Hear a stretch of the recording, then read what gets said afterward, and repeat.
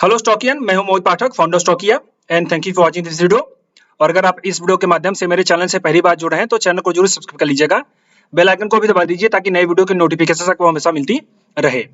मैं आपके लिए हमेशा से ही डेली बेसिस पे प्री मार्केट के वीडियोस अपलोड करता हूं, जिसमें हमें प्रॉपर प्लानिंग करते हैं कि Nifty, Bank Nifty, Fin Nifty इन सब में किस तरीके से ट्रेड किया जाना चाहिए, कहां पे बाई कहां पे सेल कर सकते हैं और क्या व्यू रह सकता है। और इसके लिए मैं आपके साथ डेटा और चार्ट इन दोनों के एनालिसिस करता हूं ताकि आपको एक तरीके से अच्छा सा व्यू दिया जा सके। बट ये वाला जो वीडियो है थोड़ा सा स्पेशल है क्योंकि इसमें मैं अपने वीकली एनालिसिस वाले को भी साथ साथ कवर करूंगा, जो कि मेरा वीकली एनालिसिस का वीडियो होता है तो उसको कवर करूंगा, प्लस प्री मार्केट को कवर करूंगा, प्लस थोड़ा सा बजट का जो फीवर है, बजट में कुछ आप लोगों की उम्मीदें हैं उसमें, मतलब बेसिकली कंफ्यूजन जो है बजट का, उसको मैं दूर करूंगा। तो ये पूरा वीडियो एक पावर पैक्ड वीडियो होने वाला है और लॉजिक वाइज मैं एक्सप्लेन करूंगा। और आपको पता है मैं डेटा के साथ जाता हूं, सिर्फ चार्ट पे भरोसा नहीं करता। तो वीडियो में बने रहिए और जहां पे भी कंफ्यूजन हो कमेंट बॉक्स में पूछ सकते हैं। और अगर अच्छा लगे तो लाइक करके अपने दोस्तों के साथ शेयर करिएगा और साथ ही साथ मेरे टेलीग्राम चैनल को भी ज्वाइन कर लीजिए। टेलीग्राम चैनल को ज्वाइन करने से बेनिफिट ये रहेगा कि मैं लाइव मार्केट में जो अपडेट होती है वो मैं आपके साथ शेयर करता हूं। जैसे अल्ट्राटेक सीमेंट का मैंने शेयर किया शॉर्ट करने का, लगभग 170 पॉइंट से ज्यादा का फॉल वहां पे देखने को मिला। और जो भी प्री मार्केट के वीडियोस होती हैं उसकी अपडेट होती है या फिर स्विंग कोई स्ट्रेटजी मुझे ट्रेड दिखाई देता है तो वो सब मैं आपके साथ जरूर शेयर करता हूं, ताकि आप इसको जो है कि जरूर अच्छे से यूज करें और अंडरस्टैंड करें। साथ ही साथ प्री मार्केट के वीडियोस के अपडेट भी वहां पे देता हूं, तो आप उसको भी जरूर पा सके ताकि जो प्लानिंग है वो चेंज है या फिर नहीं उसमें हम कुछ समझ सके। ओके, सो जरूर ज्वाइन करिएगा। इसके लिंक इसी वीडियो के कमेंट बॉक्स में है, डिस्क्रिप्शन बॉक्स में भी है। और अगर लिंक ना काम करे तो सिंपली टेलीग्राम पे जाकर के स्टॉकिया इन्वेस्ट सर्च करिएगा। याद रखिए स्टॉकिया इन्वेस्ट, इसमें कोई अंडरस्कोर नहीं है क्योंकि फेक चैनल बना हुआ है। तो मैंने आपको फेक चैनल के बारे में एक बार एक तरीके से अपडेट दे दी थी। तो स्टॉकिया इन्वेस्ट विदाउट स्पेस और 3000 जैसे सब्सक्राइबर हैं, आप उसी वाले को ज्वाइन करना, बाकी को ज्वाइन मत करना क्योंकि वो सब फेक हैं। बेहतर है कि आप किसी भी वीडियो के कमेंट बॉक्स पे क्लिक करें और कमेंट बॉक्स में क्लिक करने के बाद यहाँ पे जब आप नीचे जाएंगे तो यहीं पे आपको मिल जाएगी और इसी से आप जो है कि चैनल ज्वाइन करिए, वो सबसे ज्यादा बेटर रहेगा। ओके, चलिए शुरू करते हैं वीडियो को। सबसे पहले ये समझते हैं कि मार्केट अभी कैसा था। ओके, तो यहाँ पे देखेंगे अगर हम, तो मार्केट जो है फर्स्ट हम क्या कर रहे हैं, हम फर्स्ट कर रहे हैं मार्केट की अंडरस्टैंडिंग को, ताकि हम समझ सके कि मार्केट कैसा था हमारा और आगे चल के इस तरह से क्या होने वाला है। सो मार्केट आपका जो है यहाँ पे एक बहुत ही अच्छी मतलब क्या कह सकते हैं, खराबी कह सकते हैं इसको, एक तरीके से बेरिश कैंडल बनाया है। यहाँ पे बेरिश मारूबोजू कह दो, बेरिश इंगल्फिंग कह दो, डार्क क्लाउड कवर कह दो, कुछ भी कह दो, सब चीजें ठीक है। बट यहाँ पे बेरिश बना हुआ है। यहाँ पे समस्या इस बात की है ना कि जब यहाँ पे मैंने आपको बताया था कि प्रॉफिट बुक करो और ये जब ऊपर गया तो आपको लगा अरे मार्केट तो ऊपर जा रहा है, फिर मोहित सर बोल रहे हैं कि प्रॉफिट बुक करो तो क्या फायदा है। एक्चुअली में आप अगर देखोगे तो ब्रॉडर बेस, आप अगर देखोगे तो ब्रॉडर बेस में जो था वो सेलिंग ही थी। सेलिंग मतलब कैसे पता चलेगी, आप अगर सेक्टर्स को देखोगे तो यहाँ पे टेलीकॉम का सेक्टर आपका नीचे था काफी दिनों से। इसके साथ साथ आपके फुटवेयर सेक्टर, जिसमें मैंने आपको बताया था इन्वेस्टमेंट करने के लिए, वहां पे भी आपका नीचे था, बट ये ओवरऑल ऊपर है, मतलब उसमें दिक्कत है। मीडिया सेक्टर कंटिन्यू नीचे है आपके। ये जो भाग रहे थे आपके शिपिंग वाले सब भाग रहे थे, वो देखिए कंटिन्यू 4-5 दिनों से नीचे है, वहां पे प्रॉफिट बुकिंग हो रही थी। और अगर ब्रॉडर बेस पे देखेंगे तो यहाँ पे पीएससी में नीचे जा रहा था, आपका कंटिन्यू डाउन था। यहाँ पे आपका जो मिड कैप 100 है, मिड कैप देखो यहाँ पे मिड कैप सेक्टर मतलब मिड कैप इंडेक्स कितना गिरा। तो ये जो 3 दिनों से कंटिन्यू सेलिंग थी, अब आप अगर देखोगे यहाँ पे आपने प्रॉफिट बुक नहीं किया तो आप यहाँ पे लालच में पड़ गए और फिर ये प्रॉब्लम आपको झेलनी पड़ जाएगी। तो इसमें पता है क्या होता है, जो लोग नए हैं उनको बता दूं, इसमें दिक्कत ये होती है कि यहाँ पे आप अगर प्रॉफिट बुक नहीं करते तो यहाँ पे आपसे एग्जिट होता भी नहीं है, क्योंकि आपका इमोशन वहां पे आ जाता है और आपको लॉस, ऐसा लगता है कि यार लॉस को मत काटो, रहने दो। और इस चक्कर में आप बहुत हाई प्राइस पे किसी स्टॉक को लेकर के बैठ जाते हो और पूरी जिंदगी तक आप उसको ढोते रहते हो, फिर भी प्रॉफिट नहीं होता। ये बहुत बड़ी समस्या, आप इसको याद रखिए। इसलिए जब भी सही टाइम मिले तो आप एग्जिट कर लो। वैसे मैंने आपको 4 जून को बताया था एंट्री करो, बाद में मैंने जब बता दिया एग्जिट करो, तो आपको एग्जिट कर लेना चाहिए था। अब बोलेंगे सर जी मुझे कहाँ पता है, मुझे कैसे पता, तो भैया मैं अपने टेलीग्राम चैनल पे हमेशा आपको अपडेट करता हूँ, प्लस अपने वीडियोस में बता ही देता हूँ। तो आप अगर 9, 10, 11, 12 तारीख वाला वीडियो देखेंगे तो आपको अपडेट मिल जाएगी कि मैंने क्या बताया हुआ था और आपको प्रॉफिट बुकिंग करने के लिए क्यों बोला हुआ था। तो ये 4 जुलाई का वीडियो है। उसके बाद 10 जुलाई तक मैंने लगातार आप सबको बताया है profit booking, profit booking, profit booking. तो आप अगर उस टाइम पे नहीं कर पाए तो ये वाला लॉस आपको झेलना ही पड़ेगा, बिकॉज मार्केट इसी तरह से चलता है और आपको भी इसी तरह से सुधरना पड़ेगा। ओके, तो ब्रॉडर बेस पे देखेंगे रैली थी। केमिकल सेक्टर में देखिए जो लार्ज कैप लीडर थे वो सब भी आपके कंटिन्यू डाउन थे। आप अगर देखोगे तो ये दीपक फर्टिलाइजर, पीडीलाइट, ये सब कंटिन्यू डाउन थे। तो जहां पे हालांकि केमिकल वैसे भी डाउन था, उसकी बात में ज्यादा नहीं कर सकता। रियलिटी इंडेक्स देखो आपका कितना ज्यादा डाउन था, रियलिटी इंडेक्स आपका डाउन था तो आप अगर देखोगे तो ब्रॉडर बेस जो आपका है, यहाँ पे सेलिंग थी, मिड कैप 50 देखो आपके डाउन थे, मतलब मिड कैप 50 तो आपका 5 जुलाई को हाई बना दिया, जो मैंने बताया था 4 जुलाई, उसके बाद आपका नीचे। तो यहाँ पे अब समस्या इस बात की, आप देखो मेटल इंडेक्स, देखो मेटल इंडेक्स खैर चाइना की वजह से डाउन है। तो सिंपल फंडा एमएनसी इंडेक्स देखो, तो मतलब आप अगर किसी को भी देखोगे तो आपको यहाँ पे दिखेगा कि पूरे के पूरे ब्रॉडर मार्केट में सेलिंग चालू थी और वहीं पे आपको प्रॉफिट बुक कर लेना चाहिए था। बट आप देख रहे थे निफ्टी को, और निफ्टी को कंट्रोल करने के लिए सिर्फ रिलायंस और एचडीएफसी को कंट्रोल कर लो, बस वही हो रहा था। और उसी वजह से आपको लगा कि मार्केट आपका ऊपर है तो आपको इन्वेस्टमेंट करनी चाहिए, जबकि ये एक धोखा था, ये एक धोखा था और आपको प्रॉफिट बुक करना चाहिए था। अब ऐसा नहीं कह सकता कोई सर जी अब हो गया तो अब बताने आया तो क्या फायदा, मैंने टाइम पर आपको अपडेट किया हुआ है। आप ऐसा नहीं कह सकते कि मैंने आपको टाइम पर अपडेट नहीं किया हुआ है, टाइम पर अपडेट किया है। प्लस मेरे जो प्री मार्केट के वीडियोस होते हैं उनमें मैंने बताए हुए हैं कि आपको क्या करना है। आप अगर देखेंगे 10 जुलाई 9 जुलाई वाले वीडियो, यहाँ पे ये वाले वीडियो देखेंगे तो आपको क्लियर कट वहां पे मैंने बताया था क्या करना है।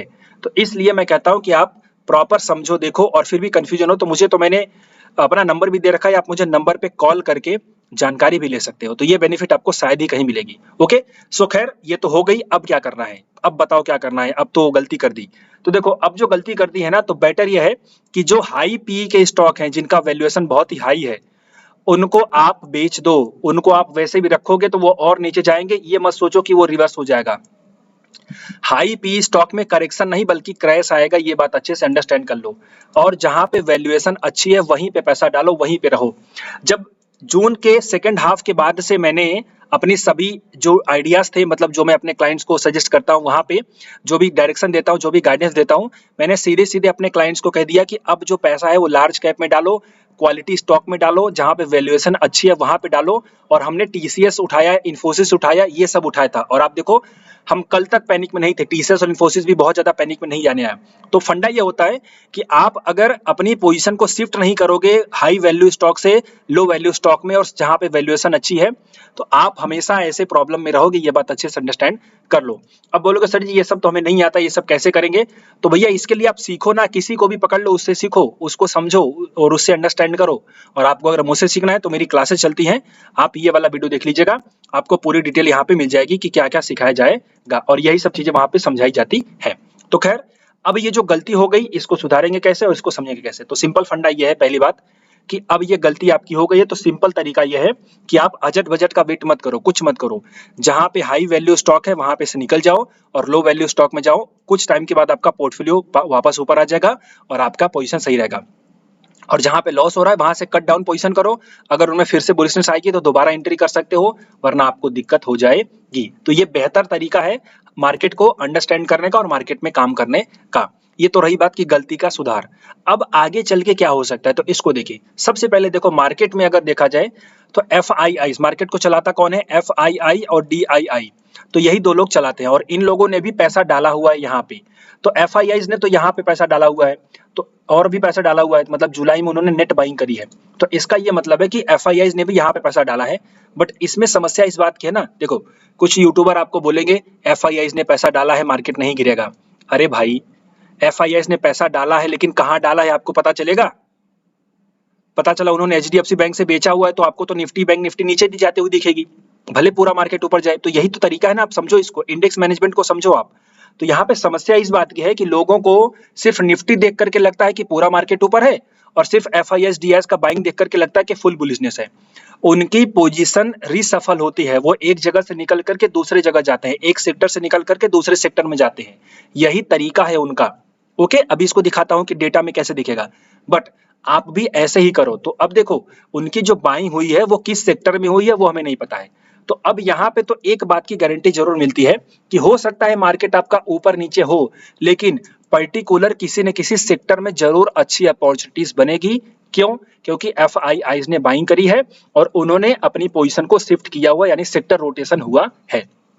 तो अगर हम सेक्टर रोटेशन को समझ जाएंगे तो बहुत अच्छे से अंडरस्टैंड कर पाएंगे कि कहां पे हमें आगे चल के पैसा लगाना है। अगर हम निफ्टी विफ्टी बैंक निफ्टी में डायरेक्ट काम नहीं करेंगे तो हमें किस सेक्टर में किस स्टॉक्स में पैसा लगाना है।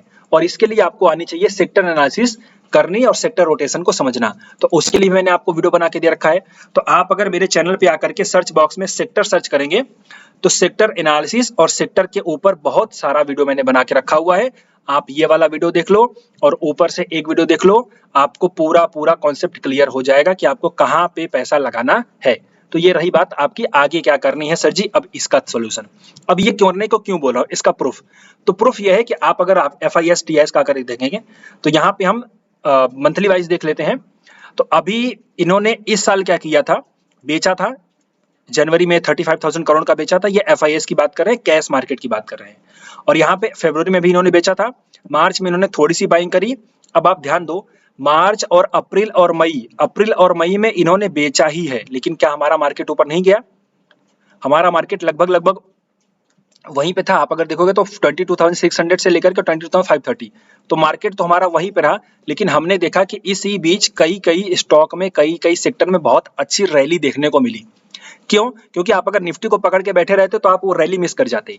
तो इसलिए आप यहाँ पे ध्यान दो कि किसी न किसी सेक्टर में, किसी न किसी स्टॉक में अपॉर्चुनिटी हमेशा रहती है और आपको वो आइडेंटिफाई करना चाहिए और आइडेंटिफाई करके उसमें पोजीशंस बनानी चाहिए। तो यहाँ पे देखें तो मार्केट में सेलिंग हुई, फिर भी कुछ सेक्टर में हमें जो है कि बाइंग देखने मतलब अच्छी बाइंग देखने को मिली और अच्छी रैली देखने को मिली। हमने अप्रैल और मई में देखा था, जून में भी देखा, जुलाई में भी देखा था। तो एक बात तो यह है कि उनके बेचने से भी बहुत ज्यादा असर नहीं हो रहा है, तो इसको देख करके फालतू का डरना नहीं है। बस हमें निफ्टी से ध्यान हटा करके स्टॉक्स और पर्टिकुलर सेक्टर पे ध्यान लगाना है, ये पहली बात आप याद रखो।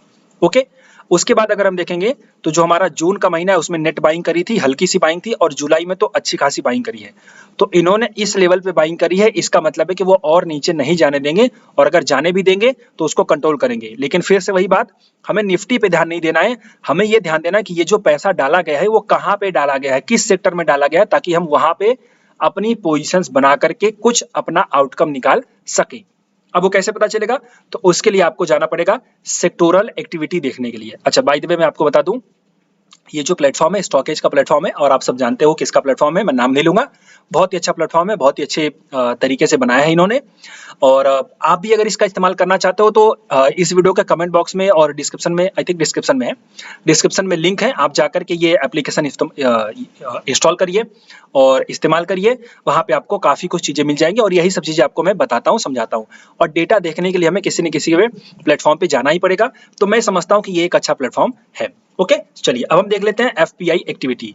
यहाँ पे अगर देखें तो जो पैसा डाला गया है, कौन सा, ये जो जुलाई में पैसा डाला गया है वो पैसा कहाँ गया है? तो वो पैसा गया है, अगर हम देखें तो 1 से लेकर के 15 जुलाई के बीच में जो पैसा गया है, सबसे ज्यादा पैसा गया है कैपिटल गुड के सेक्टर में। कैपिटल गुड में 3612 करोड़ का पैसा गया है, और ऑटोमोबाइल एंड ऑटो कंपोनेंट्स में पैसा गया है 2009, मतलब 3000 पकड़ लो। और इंफॉर्मेशन टेक्नोलॉजी यानी IT में आपका पैसा गया 2700 का, और मैंने आपको बताया था IT में पैसा डालना है, और आपको यहाँ पे ध्यान दो।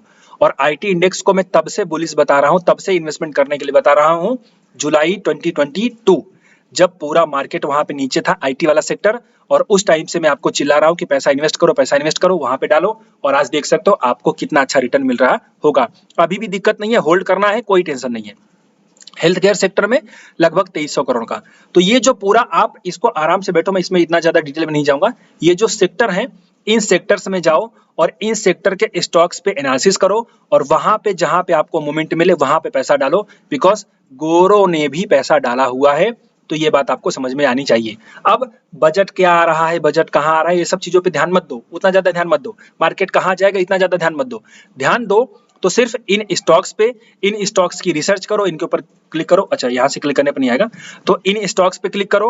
अगर मैं आपको एक एग्जांपल बताऊं तो यहाँ पे आप जाओ, कैपिटल गुड सेक्टर पे क्लिक करो। ये जस्ट मैं आपको बता रहा हूँ, कोई टिप या फिर एडवाइजरी नहीं है, नोट करिएगा। यहाँ पे आपको बहुत अच्छे से अंडरस्टैंड करना है, डिस्क्लेमर दे रहा हूँ। यहाँ पे जो भी स्टॉक्स मैं दिखा रहा हूँ ये कोई टिप या फिर एडवाइजरी नहीं है, सिर्फ और सिर्फ एजुकेशनल पर्पस के लिए बता रहा हूँ। एजुकेशन का पर्पस ये है कि मैं आपको बताना चाहता हूँ कि किसी सेक्टर में अगर इन्वेस्टमेंट हुई है तो उसके स्टॉक्स को कैसे समझा जाए। ओके, और किसी स्टॉक पे टिप देने की मेरी कोई राय या फिर उम्मीद नहीं है। तो अगर हम देखें यहाँ पे कैपिटल गुड में आकर के, तो कैपिटल गुड में अगर हम आए और यहाँ गेनर्स पे क्लिक करें, तो सिंपली पिछले 1 मंथ के गेनर पे क्लिक कर देते हैं, तो यहाँ पे हमें ये जो स्टॉक मिल जाएंगे, हमें पता चल जाएगा कि इन स्टॉक्स में कहीं ना कहीं बाइंग हुई है, बिकॉज बाइंग होती है तभी तो स्टॉक ऊपर जाते हैं ना। तो ये फंडा समझो। तो क्या समझ में आया कि जो कैपिटल गुड में पैसा डाला है गोरो ने, FIIs ने, वो पैसा किन स्टॉक्स में गया, इन स्टॉक्स में गया है। तो हमें भी इन स्टॉक्स पे जरूर ध्यान देना चाहिए। तो ये तरीका है, आप इसको अंडरस्टैंड कर सकते हो। बस अब आगे बढ़ते हैं। तो सिंपली फंडा क्या था कि भैया मार्केट गिरेगा क्या सर जी, अब क्या करें? तो देखो मार्केट कहाँ जाएगा, निफ्टी बैंक निफ्टी पे ध्यान मत दो, आप ध्यान दो इन चीजों पे कि जहां पे पैसा लगा हुआ है और जहां पे पैसा बन रहा है उस पे आप ध्यान दो। उन सब जगह पे ध्यान दो जहां पे आपका पैसा बन रहा है। यहाँ पे इंडेक्स आप देखोगे तो आईटी इंडेक्स बहुत अच्छा रिटर्न दे रहा है और डिविडेंड 50 पॉइंट्स ये आपका आई थिंक इसमें कुछ स्टॉक है, बट ग्रोथ सेक्टर 15 ये आपका अच्छा रिटर्न दे रहा है, एफएमसीजी आपका अच्छा रिटर्न दे रहा है और डिजिटल इंडिया आपका अच्छा रिटर्न दे रहा है। इसमें मेरा इन्वेस्टमेंट भी बहुत अच्छा चला है, एसआईपी मेरी बहुत अच्छी चल रही है। तो आप इसको अंडरस्टैंड करो कि यहाँ पे फोकस करना है। ओके, अब हम आगे बढ़ते हैं तीसरे वाले कॉन्सेप्ट पे। तो सिंपल फंडा क्या था, मार्केट ने क्या किया, मार्केट ने आपको उल्लू बनाया और आपको लगा कि निफ्टी ऊपर जा रही है तो यहाँ पे बाइंग करना है, जबकि वहां पे आपको प्रॉफिट बुक करना चाहिए था। लेट से नहीं कर पाए, गलती हो गई, तो अब क्या करना है, अब मैंने बता दिया कि आपको करना क्या है। अच्छे स्टॉक्स में से मतलब अच्छी स्टॉक्स में पोजीशन बनाओ, जहां पे पोजीशन बन सकती है, लो वैल्यूज स्टॉक है, और जहां पे हाई वैल्यू स्टॉक है वहां से निकल जाओ। क्यों? क्योंकि पूरे के पूरे मार्केट में पोजीशन रीसफल हुई है और आपने देखा है कि एफआईएसडीआईज ने अपनी पोजीशन को शिफ्ट किया हुआ है अलग अलग सेक्टर में और अलग अलग स्टॉक्स में, और वही आपको करना चाहिए। ये तो हो गई पूरी अंडरस्टैंडिंग। अब हम देखते हैं कि बजट में क्या हो सकता है। देखो बजट की बात मैं अगर बोलूँ ना, तो बजट में पहली बात तो आप ये ध्यान दो, कुछ आर्टिकल वार्टिकल पढ़ लिया करो। आप लोग है ना फालतू में बैठे रहते हो, थोड़ा सा नॉलेज बढ़ाया करो। तो आप अगर जाओगे मनी कंट्रोल वाले प्लेटफॉर्म पे, तो मनी कंट्रोल में देखो यहाँ पे बजट का पूरा एक तरीके से ये आउट परफॉर्म कर रहे हैं। खैर ये तो ठीक है, आप अगर नीचे जाओगे तो आपको दिखेगा बजट का। तो आप है ना इन सब चीजों को पढ़ो। इनको पढ़ने से क्या होगा कि आपको पता चलेगा कि कहाँ पे क्या हो सकता है, कौन सी चीजें हैं जो मार्केट को इन्फ्लुएंस करती हैं, यानी मार्केट को इम्पैक्ट करती हैं। ये सब चीजें पढ़ा करो, इसको पढ़ने से आपका नॉलेज बढ़ेगा। ओके, तो इन सब चीजों को पढ़ो। खैर अब मैं बात करता हूँ कि बजट में क्या हो सकता है और मेरी उम्मीद क्या है। देखो मेरी जो उम्मीद है बजट को लेकर के ना, तो मैं अब यहाँ पे थोड़ा सा आपको एक बार बताना चाहूंगा, डिस्क्लेमर देना चाहूंगा कि ये जो भी अंडरस्टैंडिंग है, ये मेरी अपनी अंडरस्टैंडिंग है और ये गलत भी हो सकती है और ये सही भी हो सकती है। ऐसा मैं बिल्कुल नहीं कह रहा हूं कि आप यही चीज करो और आप इसी फिलॉसफी पे विश्वास करो और इसको मानो और इसमें आप आगे काम करो। ओके, तो ये डिस्क्लेमर ध्यान रखो। दूसरी चीज कि ये जो मैं अपने थॉट प्रोसेस बताने वाला हूं, जैसा मैं समझता हूं मार्केट को, और वो बेसिकली किसी भी पार्टी या फिर किसी भी पॉलिटिकल पार्टी या फिर किसी भी तरह से इन्फ्लुएंस नहीं है या फिर इनक्लाइंड नहीं है। मैं किसी भी पार्टी को सपोर्ट नहीं कर रहा हूं यहाँ पे। मैं जस्ट बता रहा हूं कि आपको एज ए इंडिविजुअल इन्वेस्टर होने के नाते किन चीजों पे फोकस करना चाहिए, कैसा माइंडसेट आपका बनना चाहिए और उस माइंडसेट पे आपको किस तरह से विचार करना चाहिए। ओके, चलिए तो देखो सबसे पहले समझते हैं कि मार्केट में इंपैक्ट क्या हो सकता है। तो देखो बजट में, अच्छा एक बात और बता दूं, मैं बोलने के लिए क्या एलिजिबल भी हूं? देखो बोलने के लिए मैं एलिजिबिलिटी तो नहीं रखता, मैं इतना ज्यादा पढ़ा लिखा नहीं हूं कि मैं इन सब चीजों पे बोल सकूं, बट मैं जितना समझता हूं मार्केट को और इकोनॉमी को, उसके बेस पे मैंने जब जब आपको बताया है तब तब मैं सही हुआ हूं, ये मुझे भरोसा है और मुझे विश्वास है और मुझे इस बात का थोड़ा सा घमंड है। ओके, थोड़ा सा घमंड है और गर्व है, बेसिकली आप कह सकते हो कि प्राउड है। क्यों? क्योंकि मैंने आपको यहाँ पे बताया था, एग्जैक्ट डेट आप याद रखो, एग्जैक्ट डेट मैंने आपको 18 जुलाई पे बताया था कि आपको, सॉरी जून में बताया था कि आपको पैसा इन्वेस्ट करना है, मार्केट बुलिश हो सकता है। यहाँ पे मैंने आपको बताया कि मार्केट बुलिश होता है और हर टाइम पे मैंने वीडियो बनाया, टेलीग्राम पे बताया और अपने व्हाट्सएप ग्रुप में भी शेयर किया था। यहाँ पे तो एकदम उसी दिन हो गया था, 26 अक्टूबर को मैंने कहा था कि अब मार्केट ऊपर जाएगा और 26 अक्टूबर के बाद से ही मार्केट आपका ऊपर चला गया। आप यहाँ पे देख सकते हो ये 26 अक्टूबर है, उसके बाद से मार्केट आपका ऊपर चला गया। और इसके पहले अगर हम चले तो आईटी सेक्टर को मैंने आपको बताया था कि वहां पे इन्वेस्ट करना है और किस तरीके से। तो लगभग जो मेरे पास रिकॉर्ड है वो यहाँ से एकदम बॉटम पकड़ा, यहाँ से बॉटम पकड़ा, यहाँ से बॉटम पकड़ा, और सिर्फ बॉटम ही नहीं, हमने एग्जिट भी किया था। सही तरीके से एंट्री और एग्जिट भी होता है। मैंने आपको यहाँ पे लगभग एग्जिट करवा दिया था, यहाँ पे एग्जिट करवा दिया था, उसके बाद थोड़ा सा ऊपर गया था बट नीचे साइडवेज हुआ, देन मैंने एंट्री करवाई, तो उसको मैंने प्रॉफिट बुकिंग आपको यहाँ पे हल्का सा बोला था। और बजट के टाइम पे फिर से मैंने कहा कि फिर से इन्वेस्ट करो, और बजट के टाइम पे तो मैंने आपको भर भर के स्टॉक दिए थे और उन सभी स्टॉक्स में बहुत ही भयंकर रिजल्ट मिल रहा है, मतलब 50% का रिटर्न मिल रहा है। आप ये देख सकते हो। आप सिंपली लाइव वाले सेक्शन पे जाओगे, तो यहाँ लाइव वाले सेक्शन में आप जाओगे तो यहाँ पे मैंने आपके लिए वेबिनार किया हुआ था बजट के पहले, और उसमें जो स्टॉक सजेस्ट किए थे उसमें तो भर भर के रिटर्न मिला, मतलब पूरा पोर्टफोलियो में 50% का रिटर्न मिल रहा है। और आप एक महीने में अगर 50% का रिटर्न पा रहे हो तो आपको प्रॉफिट बुकिंग तो करना ही करना है ना। और आप नहीं करोगे तो वो बड़े लोग करेंगे, बिकॉज बड़े लोगों ने भी पैसा बनाया है, और जब बड़े लोग प्रॉफिट बुकिंग करते हैं तो मार्केट आपका गिरता है और उसका बैड प्रेशर यानी गलत प्रभाव आपके ऊपर पड़ता है। समझ गए? तो आप नहीं करोगे तो बड़े लोग करेंगे, बिकॉज 50% का रिटर्न एक महीने में मिलना ये कोई हल्का मतलब हलवा थोड़ी है, ये बड़ी बात है। तो बड़े लोग प्रॉफिट बुक कर लेंगे, आप भले ना करो, और आप नहीं करोगे तो फिर हो गया, आपका प्रॉफिट चला गया। तो ये फिलॉसफी को अच्छे से अंडरस्टैंड कर लिया करो। तो अब हम चलते हैं कि जो मैंने बताया था उसके बेस पे चीजें सही चल रही हैं, तो इतना तो समझ में आता है कि मार्केट को मैं समझ लेता हूँ, ओके, और इकोनॉमी को अंडरस्टैंड करता हूँ। तो उस बेस पे मैं अब बताना चाह रहा हूँ कि बजट में क्या करना है। So let's start budget. और अच्छा लगे तो लाइक जरूर करिएगा, और ये बात समझो कि बजट में क्या हो सकता है। पहली चीज, हमारे देश की स्थिति क्या है। देखो, गवर्नमेंट ने बहुत ही अच्छा कैपिटल एक्सपेंडिचर किया था। कैपिटल एक्सपेंडिचर का मतलब होता है उन्होंने इंफ्रास्ट्रक्चर पे बूस्ट किया, डिफेंस में बूस्ट किया। ये बहुत अच्छी बात थी, जिससे ओवरऑल जो देश की इकोनॉमी थी उसको बहुत ज्यादा बूस्ट मिलेगा आने वाले 4-5 सालों में। बिकॉज कैपिटल एक्सपेंडिचर का जो रिजल्ट आता है वो 4 से 5 सालों में आता है, और उसका फिर वो कंपाउंडेड रिजल्ट मिलता है। ये बात अच्छे से अंडरस्टैंड कर लो। कंपाउंडेड रिजल्ट का मतलब ये है कि मैं आपको समझाता हूँ। जैसे एक बार अगर किसी अच्छे हाईवे को बना दिया गया किसी एरिया में, और उस हाईवे से जो भी ट्रांसपोर्ट सिस्टम होगा वो आगे चल के 100-200 सालों तक चलने वाला है, तो वो कंटिन्यू कंपाउंड होता रहता है। ये इफेक्ट की बात कर रहा हूँ, ऐसा होता है।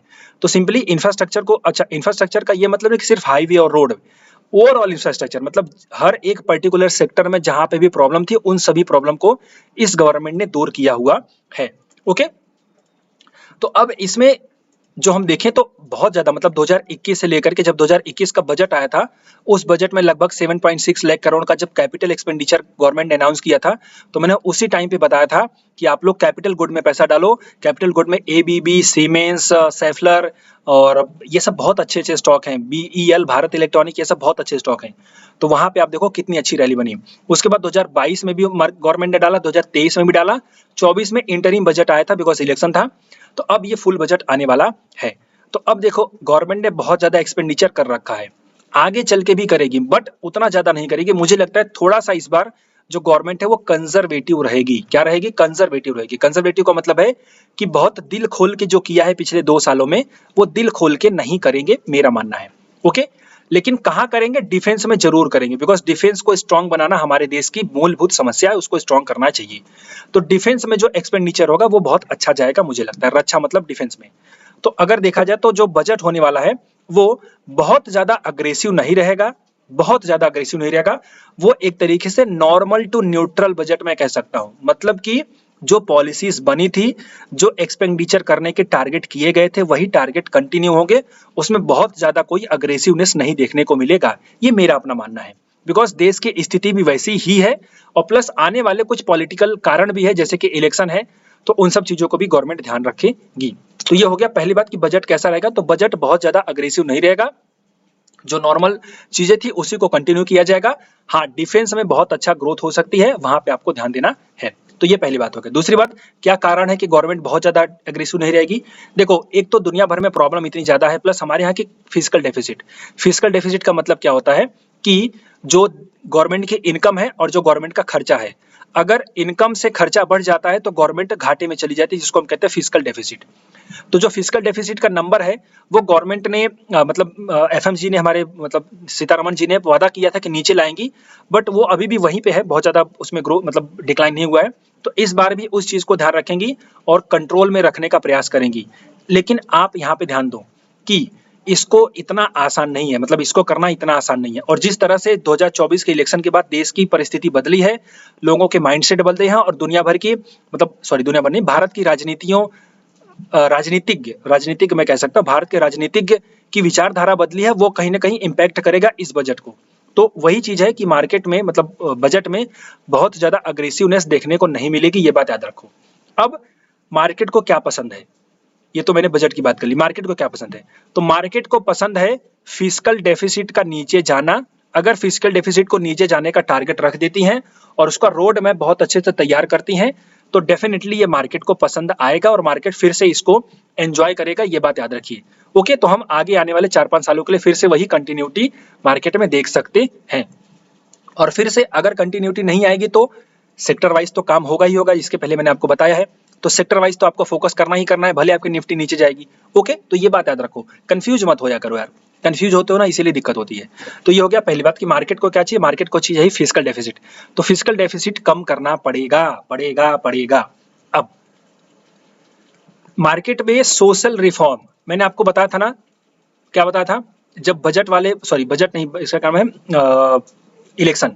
इलेक्शन के रिजल्ट पे जब मैंने आपको बताया था कि मार्केट को क्या चाहिए, तो मार्केट को मैंने बताया सोशल रिफॉर्म से जो चीजें हैं उसकी वजह से, अच्छा ये मैं फिर याद दिला दूं, मैंने आपको क्या कहा था कि भले ही बीजेपी की सीट थोड़ी सी कम हो जाए, लेकिन सोशल रिफॉर्म की वजह से मार्केट ऊपर नहीं जाता, मार्केट जाता है कैपिटल एक्सपेंडिचर की वजह से। तो वहां पे सीट्स भले कम आई, लेकिन कैपिटल मतलब जो कैपिटल एक्सपेंडिचर था और प्लस जो आपकी बजट की ग्रोथ थी उतनी कंटिन्यू रहने वाली थी, मतलब पॉलिसी जो थी वो कंटिन्यू रहने वाली थी और उसको मार्केट ने एंजॉय किया और आप देख सकते हो मार्केट ने नया हाई बना दिया था। तो वही चीज है। तो अब देखते हैं क्या हो सकता है। तो क्या मार्केट सोशल रिफॉर्म यानी कि जो करंट एक्सपेंडिचर है उस चीज को मार्केट क्या करता है? मार्केट को ये बिल्कुल पसंद नहीं है। मार्केट को ये बिल्कुल पसंद नहीं है कि आप जो है कि अब मार्केट मतलब ऐसे मैं मार्केट की बात कर रहा हूँ, ओके। इन्वेस्टर्स को ये बिल्कुल पसंद नहीं है कि आप दुनिया भर की फ्री की चीजें बांट दो, रेवड़ियां बांट दो, जैसे कि अभी मस्त गवर्नमेंट कर रही है, मैं किसी का नाम नहीं लूंगा वरना कंट्रोवर्सी हो जाएगी अभी स्टेट गवर्नमेंट ने अनाउंस कर दिया है और कर भी रही है, ओके। तो ये बात ध्यान दो। तो बजट में ये देखा जाएगा कि गवर्नमेंट सोशल रिफॉर्म यानी करंट एक्सपेंडिचर कैसा करती है। अगर करंट एक्सपेंडिचर ज्यादा करेंगे तो ये मार्केट को बिल्कुल पसंद नहीं है, क्योंकि मार्केट कतई नहीं चाहता कि आप फ्री की सेवाएं दे दो भारत को, ताकि भारत के लोग और कामचोर हो जाए और काम ना करें। तो ये मुफ्त की सेवाएं बिल्कुल पसंद नहीं है मार्केट को, आप याद रखिए। अगर गवर्नमेंट का करंट एक्सपेंडिचर यानी कि आपके सोशल रिफॉर्म और फ्री की सुविधाओं यानी फ्री की रेवड़ियां बांटने में पैसा यानी सब्सिडी बांटने में पैसा जाएगा, तो सब्सिडी मतलब कहाँ पे? पब्लिक को सब्सिडी। अगर सब्सिडी मतलब सोशल वेलफेयर जो स्कीम होती है ना, सोशल वेलफेयर स्कीम, जैसे कि उज्ज्वला योजना, मतलब ऐसी चीजें, हम अब उज्ज्वला को भी नहीं कह सकते, मतलब ऐसी बहुत सी चीजें, इसमें थोड़ा सा बाइफर्गेशन करना पड़ेगा, थोड़ा सा आप लोग समझ लो, मतलब ऐसी चीजें जिसका इम्पैक्ट नहीं दिखाई देता और ऐसी चीजें जिसका इम्पैक्ट दिखाई देता है, वो वाली बात है। जैसे आपको हर महीने 5,000 रुपए दे दिया तो आप क्या करोगे? खा पी करके उड़ा दोगे, क्या फायदा है उसका?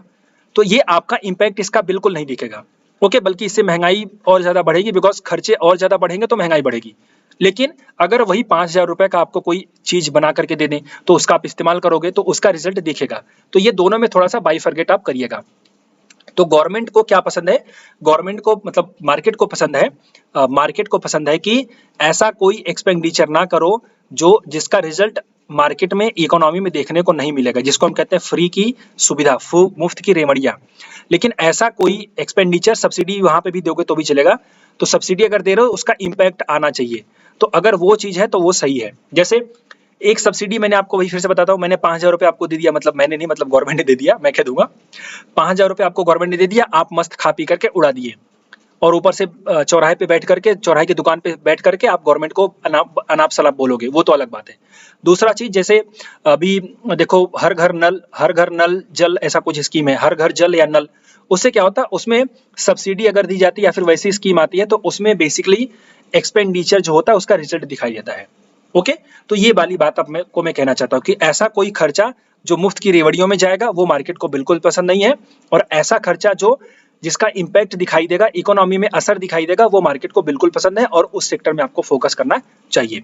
तो मार्केट बिल्कुल भी करंट एक्सपेंडिचर को लाइक नहीं करेगा अगर वो सब्सिडी बहुत ज्यादा दी जाती है सोशल वेलफेयर स्कीम में तब।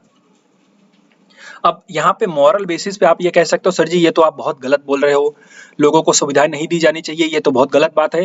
भैया मैं मार्केट के पर्सपेक्टिव से बोल रहा हूँ, यहाँ पे मैं इकोनॉमिक्स की बात कर रहा हूँ, यहाँ पे मैं समाज शास्त्र यानी सोशल साइंस की बात नहीं कर रहा हूँ। दोनों में डिफरेंस को समझो, समझ गए? कंट्रोवर्सी क्रिएट करने से पहले दोनों के डिफरेंस को समझो। यहाँ पे मैं इकोनॉमी की बात कर रहा हूँ, समाज शास्त्र की बात नहीं कर रहा हूँ, यानी सोशल साइंस की बात नहीं कर रहा हूँ, ओके। सोशल साइंस के हिसाब से यहाँ पे ये चीजें आपकी सही हो सकती हैं, लेकिन इकोनॉमिक्स के हिसाब से ये चीजें सही नहीं है। और मैं आपको बता दूं, इकोनॉमिक्स को अगर नहीं सुधारोगे ना तो समाज शास्त्र भी गड़बड़ हो जाएगा। इसका लेटेस्ट उदाहरण है वेनेजुएला, टर्की, ये सब चीजें जो आप देखो बाहर की कंट्री कितनी बर्बाद हो रही है, वहां के लोगों को कितनी प्रॉब्लम हो रही है, क्यों? क्योंकि वहां पे इकोनॉमी पे ध्यान नहीं दिया गया था। और आप देखो, मैं बिल्कुल गलत मानता हूं अगर एक आज का नागरिक ये फालतू की चीजों पे ध्यान देता है और उसको ये बिल्कुल नहीं समझ में आता कि इकोनॉमी को बचा के रखना कितना जरूरी है। अगर इकोनॉमी को बचा के नहीं रखोगे तो तुम्हारा जो सोशल साइंस है ना बिल्कुल बर्बाद हो जाएगा। तुम्हारे लोग, आसपास के लोग तुम्हारे घर पे चढ़ करके लूटेंगे और लूटपाट मचाएंगे, बिकॉज खाने को नहीं मिलेगा किसी को। और इसका लेटेस्ट उदाहरण अपने पास पड़ोसी देशों में देख सकते हो। अब यहाँ पे मैं थोड़ा सा अग्रेसिव बोल रहा हूँ बिकॉज आप लोगों को समझाना भी तो मेरा ही काम है, समझ गए? तो ये बिल्कुल मत ध्यान देना इकोनॉमी पे फोकस करो और चीजों पे अच्छे से ध्यान दो। तो रही बात बजट की, तो बजट जो आपका है वो बहुत ज्यादा अग्रेसिव नहीं रहेगा। बजट में आपका सिंपल फंडा है कि अगर फिजिकल डेफिसिट को कंट्रोल किया जाता है, सही सेक्टर में पैसा इन्वेस्ट किया जाता है यानी एक्सपेंडिचर किया जाता है, तो वो मार्केट को पसंद आएगा। और अगर सोशल वेलफेयर की स्कीम में बहुत ज्यादा सब्सिडी दी जाएगी तो वो मार्केट को बिल्कुल पसंद नहीं है। ये हो गया बजट की बात। तो अब बजट कैसा आएगा? सिंपल फंडा, बजट बहुत ज्यादा अग्रेसिव नहीं रहेगा, बजट न्यूट्रल रहेगा, मेरा ऐसा मानना है। अब मैंने जैसा कि कहा, मैं गलत भी हो सकता हूं और ये मैं सही भी हो सकता हूं, बट आपको अपने अंडरस्टैंड करना है। अब सम अप करते हैं कि करना क्या है भैया। सम अप अगर मैं करूं तो ये है कि अभी फिलहाल आप सिर्फ और सिर्फ high value stock, high P stocks में से निकल करके अच्छे स्टॉक्स और अच्छे वैल्यूएशन वाले स्टॉक्स में जाओ। अगर ये सब नहीं समझ आता तो मैंने जैसा कि बताया कि क्लासेस ज्वाइन करो, वहां पे आपको सिखाया जाएगा, समझाया जाएगा। ओके, क्लासेस ज्वाइन करने तो उसकी पूरी डिटेल मैंने यहाँ पे आपको दे रखी है। अब हम बढ़ते हैं प्री मार्केट के ऊपर। भैया कल क्या करेंगे? तो कल जो हम बाइंग सेलिंग करेंगे उस पर ध्यान देते हैं। तो कल अब करने क्या वाला है इस पे अंडरस्टैंड करते हैं। तो कल सिंपली यहाँ पे अगर हम 5 मिनट के चार्ट को देखें तो मार्केट जो है आपका, पहले डेटा देख लेते हैं। डेटा आपको पता है कि मैं प्री मार्केट के डेटा जरूर देखता हूँ। तो डेटा अगर मैं देखूं निफ्टी का, तो अच्छा मंथली एक्सपायरी भी है, ये भी याद रखो, तो बहुत ज्यादा वॉलेटिलिटी रहेगी। तो मंथली एक्सपायरी भी है और आपका बजट का भी सेशन है, ट्यूसडे को बजट आएगा। और बजट का तो खैर दिक्कत है ही, मतलब इन्फ्लुएंस है ही। मंडे को आपका मार्केट रहेगा, तो उसको देखते हैं कैसे रहेगा। तो सिंपली यहाँ पे दोनों ओआई बढ़े हुए हैं, इसका मतलब है मार्केट को दोनों साइड से जाम करके रखा हुआ है।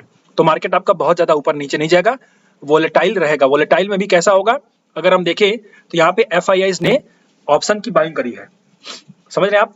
यहाँ पे एफआईएस ने ऑप्शंस की बाइंग करी है, और जब भी एफआईएस के द्वारा ऑप्शंस की बाइंग होती है तो मार्केट बड़े बड़े मूवमेंट देता है, वोलेटाइल रहता है प्लस बड़े बड़े मूवमेंट देता है। तो इतना मान के चलो कि निफ्टी बैंक निफ्टी अगर आपका मूवमेंट देगा तो बड़े बड़े मूवमेंट देगा, यानी डायरेक्शनल मूवमेंट आपको देखने को मिलेगी। डायरेक्शनल मींस कि एक ही डायरेक्शन में नहीं, ऊपर नीचे करेगा वोलेटाइल होकर के, लेकिन बड़े बड़े मूव आएगा। जैसे यहाँ पे देखो बहुत ज्यादा ऊपर गया, बहुत ज्यादा नीचे गया। सो ऐसे बड़े बड़े मूवमेंट आपको 100-100 200 पॉइंट के देखने को मिलेंगे निफ्टी में, और बैंक निफ्टी में भी देखने को मिल सकते हैं। बैंक निफ्टी में तो और देखने को मिलेंगे। ओके, तो पहली बात तो ये क्लियर रखो कि मार्केट आपका कैसा रहने वाला है। तो मार्केट आपका बहुत ज्यादा वोलेटाइल रहने वाला है, बिकॉज डेटा आपको ऐसा ही सजेस्ट कर रहा है। कैसे ट्रेड करते हैं उसमें हम अपनी लाइट पोजीशन रखेंगे और थोड़ा सा बड़े बड़े टारगेट लेने का ट्राई करेंगे। ये बात अंडरस्टैंड करके चलिए। अब हम देख लेते हैं कि कहाँ पे बाई कहाँ पे सेल हो सकता है। तो सिंपली जो डेटा था वो ओवरऑल साइडवेज था, और अगर हम इंट्राडे का देखें तो इंट्राडे यानी कि कल के दिन यानी फ्राइडे के दिन बेयरिश पोजीशन ज्यादा बनाई गई है। तो अगर बेयरिश पोजीशन बनाई गई है ज्यादा तो हमारा व्यू क्या रहना चाहिए? हमारा व्यू जो है कि बेयरिश रहना चाहिए। तो हम यहाँ पे बेयरिश टू वोलेटाइल का व्यू लेकर के चलेंगे। तो अगर हम निफ्टी के 15 मिनट का चार्ट देखें, यहाँ पे बारिश बहुत अच्छी हो रही है गुजरात में, सूरत में मेरे बेसिकली। तो ये जो सपोर्ट है, अगर इसके नीचे निफ्टी गई जो कि 24,478 है तो 480 ले लो। 480 के अगर नीचे बैंक निफ्टी मतलब निफ्टी है, अगर निफ्टी नीचे गई तो वो फिर क्या होगा, नीचे आकर के फिर से ऊपर जाएगी, फिर से नीचे आएगी। तो आपको ये देखने को मिल सकता है 24,200। तो अगर 480 के नीचे गई तो 24,200 का आपका टारगेट रहेगा, बिकॉज यहाँ बीच में कोई भी अच्छा खासा सपोर्ट नहीं है। ये बात अंडरस्टैंड करके चलिए। तो पहली बात कैसे करेंगे, अगर इसके नीचे निफ्टी जाती है तो हम नीचे जाने देंगे, क्लोज होने देंगे और फिर ऊपर आने देंगे, तब हम सेल करेंगे। बिकॉज ये ऐसे ही नीचे जाएगा, ऐसा तुरंत नीचे नहीं जाएगा, ये ऊपर नीचे जाएगा। तो सेल ऑन राइज की स्ट्रेटजी आपको अपनानी पड़ेगी। लेवल्स और क्या हो सकते हैं, तो लेवल्स में आपको बताता हूं सेलिंग के लेवल क्या हो सकते हैं। तो जो मेरे पास सेलिंग का लेवल निकल के आ रहा है वो निकल के आ रहा है यहाँ पे।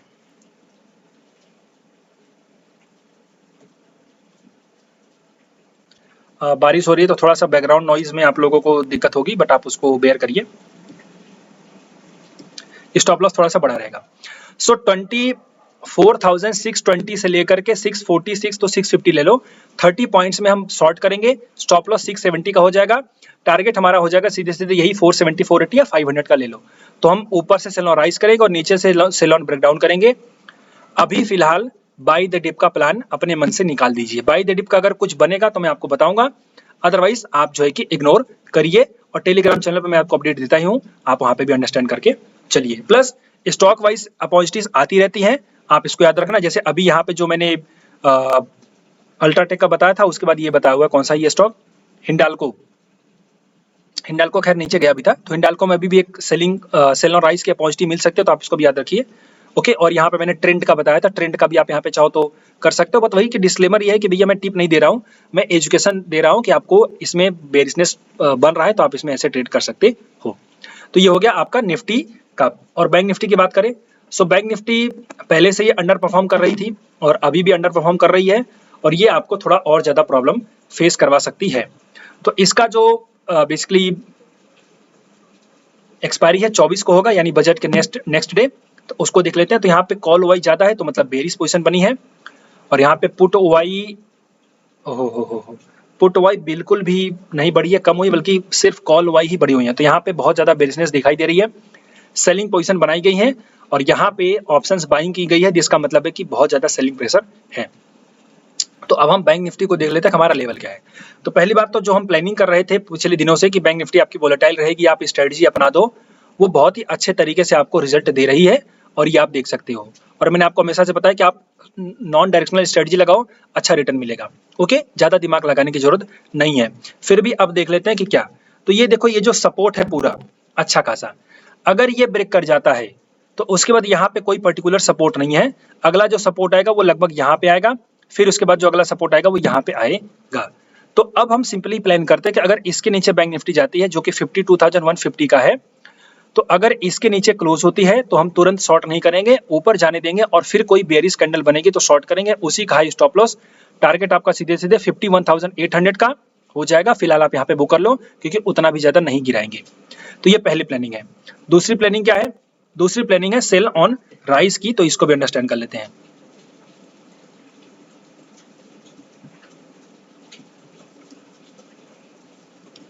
थोड़ा सा यहाँ पे बड़ा है, स्टॉप लॉस भी आपका थोड़ा सा बड़ा रहेगा।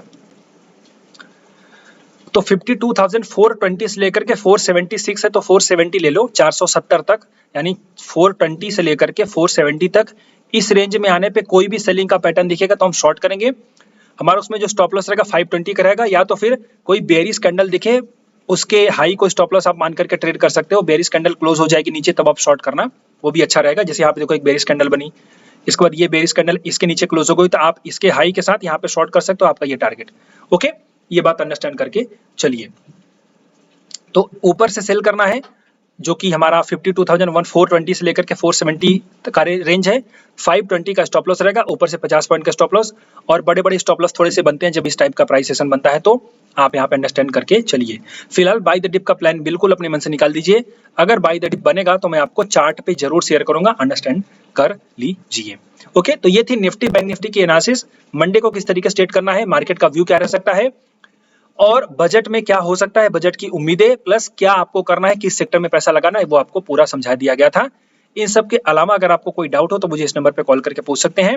और मेरे बहुत से वीडियोस मैंने आपको एजुकेशन पर्पस के लिए बनाए हुए हैं, तो आप अगर यहाँ पे प्लेलिस्ट में जाएंगे और आप अगर थोड़ा सा नीचे भी जाएंगे तो आपको बहुत सारे वीडियोस मिल जाएंगे। ओके, तो आप इनको अंडरस्टैंड करें और यूज करें, और कहीं कंफ्यूजन हो तो मुझे इस नंबर पे कॉल करके पूछ सकते हैं। और एक रिक्वेस्ट है, देखो इतना ज्यादा दिमाग मत लगाओ, सेक्टर वाइज फोकस करो, स्टॉक की अपॉर्चुनिटी देखो, अपने सेटअप पे ध्यान दो, थोड़ा सा शॉर्ट टर्म ट्रेडिंग करो, लॉन्ग टर्म को भूल जाओ। यही बेस्ट तरीका है अभी के लिए मार्केट में। फिलहाल इस वीडियो में अभी के लिए इतना ही। Thank you and wishing you all the best.